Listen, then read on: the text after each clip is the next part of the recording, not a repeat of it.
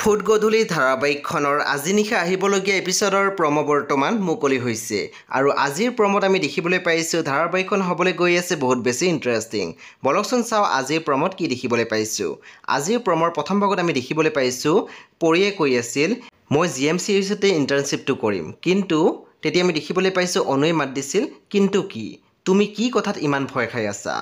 তাৰপিছত আমি প্ৰম'ত দেখিবলৈ পাইছোঁ প্ৰিয়াংশুৱে কৈ আছিল ৰিধিটো মোক এনেই ফোন নকৰে, আজি হঠাৎ এনেকৈ ফোন কৰি মাতি পঠিয়ালে যে কিয়। তাৰপিছত আমি প্ৰম'ত দেখিবলৈ পাইছোঁ অনুৱে পৰিক কৈ আছিল তুমি ইমান দিনে এই কথাটো মোক কিয় কোৱা নাছিলা। তেতিয়া পৰিয়ে মাত দিছিল মই তোমাক গোটেই কথাখিনি কোৱা নাছিলোঁ কাৰণ বন্ধু বান্ধৱীসকল আজি নিশা 8:30 বজাত ৰং টিভিত আহিবলগীয়া ফুট গধূলি ধাৰাবাহিকখন খুবেই বেছি ইণ্টাৰেষ্টিং হ'বলৈ গৈ আছে। আপোনালোকে চাবলৈ একেবাৰে নাপাহৰিব।